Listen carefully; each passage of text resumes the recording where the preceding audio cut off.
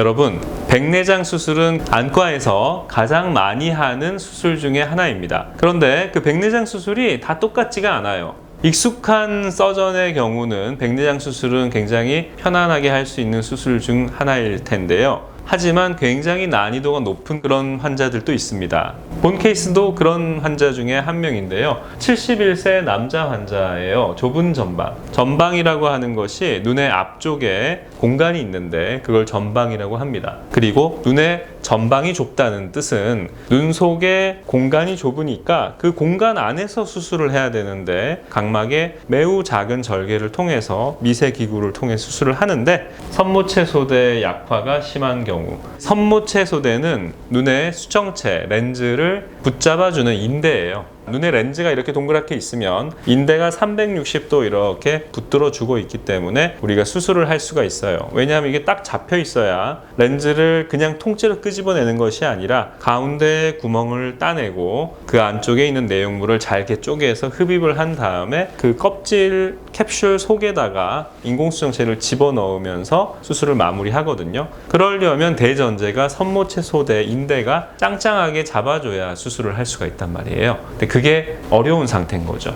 4, 5개월 전부터 좌안 시력 저하가 급격히 진행된 분으로서 타 병원에서 백내장 수술이 필요하다 말씀을 들었어요. 그리고 오른쪽 눈은 백내장과 녹내장 수술을 이미 받으셨어요. 그리고 녹내장은 보통 한쪽 눈만 오는 것이 아니라 양쪽 눈 다 순차적으로 올 수 있기 때문에 주의 깊게 봐야 되거든요. 왼쪽 눈이 보면은 원시가 있고 이 원시가 심한 경우는 대개는 눈 사이즈, 앞뒤 길이가 짧은 경우가 많습니다. 눈의 길이가 짧으면 앞쪽 눈 공간도 상대적으로 짧아지겠죠. 그래서 전방이 좁은 경우가 많아요.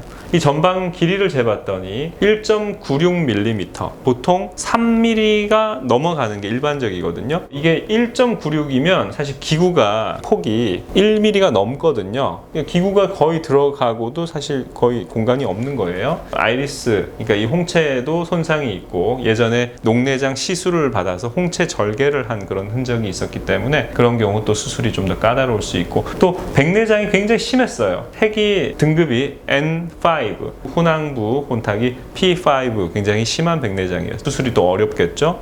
자, 사진을 보면은 지금 왼쪽 눈 사진인데 이 핵이 굉장히 노랗고 탁하고 뒤쪽 면이 굉장히 혼탁이 심했어요. 홍채가 좀 너덜너덜하고 색소도 많이 탈락이 돼 있고, 수술이 참 어렵겠다라는 생각을 했습니다. 자, 세극등 검사를 해보면요, 빛을 이렇게 비스듬히 쬐보면 이 주변부의 각막 후면과 홍채 사이의 거리가 굉장히 붙어 있다, 짧아져 있다라는 걸 알 수가 있고요. 그래서 공간이 없구나, 또 지금 눈 속의 공간 측정했을 때 굉장히 짧게 나왔고요. 다행인 점은 각막 내피의 개수는 정상 범위였어요. 이 각막 내피가 안 좋은 경우도 많거든요. 여러 가지 눈의 염증이나 안압 상승으로 인해서 내피가 망가질 경우도 있는데 다행히 내피가 건강하기 때문에 이 점은 수술에서 좀 더 안심이 되는 부분입니다. 만약에 이게 안 좋았다면 이 수술을 할 때 내피 손상이 좀 많이 될 수 있는 그런 환경인데 그 수술 후에 각막 부종이라든지 시력 회복이 안 되는 경우를 좀 더 높은 빈도로 맞이할 수가 있게 되는 것인데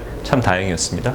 자, 오른쪽은 시신경 평가를 해봤더니 녹내장 수술을 받았던 쪽이죠. 위쪽과 아래쪽에 시신경 손상이 있어서 이렇게 빨갛게 보이는 게 시신경 섬유가 굉장히 적고 얇다란 뜻입니다. 녹내장 소견이었고요. 왼쪽은 백내장이 심해서 잘 평가가 되질 않았어요. 수술 중에 역시 특이사항은 굉장히 전방이 좁았기 때문에 홍채가 상태가 좋지 않았고 동공 크기도 작았기 때문에 수술이 좀 어려웠다. 그리고 이 선모체 소대, 이 렌즈를 잡아주는 인대가 굉장히 약하고 덜렁거렸기 때문에 홍채를 잡아주는 그런 걸쇠를 걸고 이 수술을 진행할 수 있었죠. 이렇게 벌려놓고 수술을 진행을 하면 인대가 약하더라도 이 갈고리 힘에 의해서 지지가 되기 때문에 수술을 진행을 할 수가 있습니다. 다행히 수술이 잘 이루어졌고 안쪽의 내용물을 잘 제거하고 수정체 낭 속에 인공수정체를 잘 집어넣을 수가 있었습니다. 수술 잘 마무리됐고요. 안압이 좀 높은 것 같았어요. 수술 후에 이렇게 눈을 만져보면 딱딱하면 안압이 높다는 뜻인데 안압을 낮추기 위해서 만니토를 주사하였고요. 또 안압 하강제 점안을 하였습니다. 수술 후 첫날인데요. 각막이 좀 부어 있는데 생각보다는 많이 붓진 않았어요. 이게 뿌연 정도 좀 보이시죠? 아마 두꺼워져 있었을 텐데 첫날은 당연히 좀 흐리게 보이지만 그래도 보니까 홍채도 정상화됐고 눈속도 깨끗해서 수술이 잘 됐구나. 이 각막 후면과 이 수정체 사이 거리가 비약적으로 증가해서 수술이 잘 됐다. 전방이 깊어졌다. 이렇게 생각을 했습니다. 그리고 안압도 많이 생각보다 높지 않았고요. 시력도 0.3으로 올라온 것을 볼 수가 있었어요. 수술 후 첫날 0.05 미만에서 이 정도면 이 각막의 여러 가지 조건들을 고려하면 상당히 양호한 결과라고 생각이 됩니다. 수술 후 17일째 보이는 것이 좋아지고 있고 눈부심이 있지만 괜찮다 하셨고요. 0.03의 시력이 다음날 0.3, 17일째 0.4 이렇게 서서히 좋아지고 있는 걸 볼 수가 있습니다. 보통 안압이 올라갔던 분들은 시신경이 눌렸다가 이렇게 펴지면서 시력이 좀 서서히 올라오는 경우도 있고요. 방금 같은 경우는 이제 각막이 부을 수 있는 그런 환경이기 때문에 부종이 해소가 되면서 점점 시력이 올라오는 거죠. 보면 각막이 앞에 수술 후 첫날째보다 많이 투명해진 것을 볼 수가 있습니다. 자, 오른쪽은 원래 녹내장이 있던 쪽이었고요. 자, 시신경 분석을 해보면 왼쪽은 다행히 이 초록색이라는 것은 시신경 섬유 두께가 정상 범위라는 뜻이거든요. 시신경이 상당히 양호했어요. 그래서 다행이다. 아직까지 왼쪽 눈은 녹내장성 변화가 그렇게 오지 않았다는 것을 알 수가 있고 백내장 수술을 참 잘 시행했다라는 생각이 들었습니다. 앞에서 몇 가지 설명을 드렸죠. 폐쇄각 녹내장, 앞쪽에 공간이 좁을 때 백내장 수술이 왜 어렵냐? 전방이 얕아서 기구가 들어가기 힘들고 각막과 수정체 사이 간격이 좁으니까 백내장 수술 시에 초음파를 쓰게 되면 각막이 더 잘 붓게 되기도 하고요.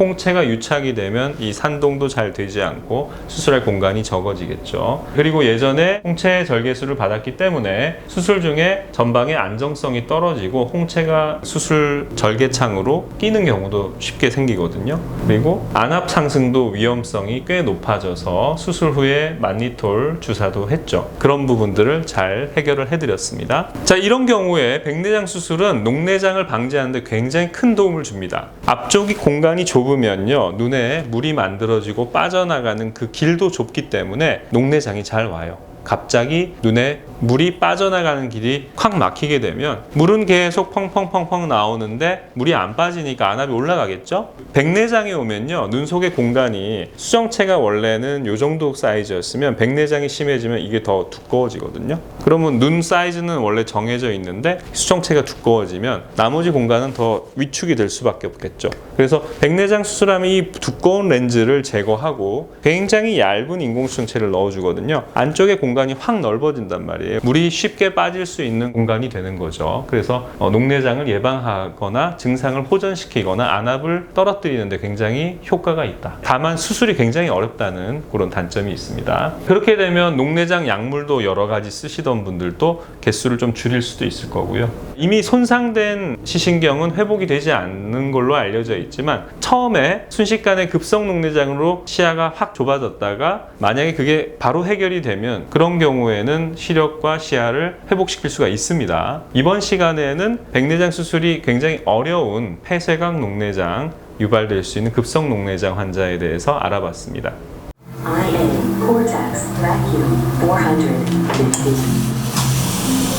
네, 아주 잘 됐고요. 믿고 방문해 주시면 또 최선을 다해서 잘해드리도록 하겠습니다. 감사합니다.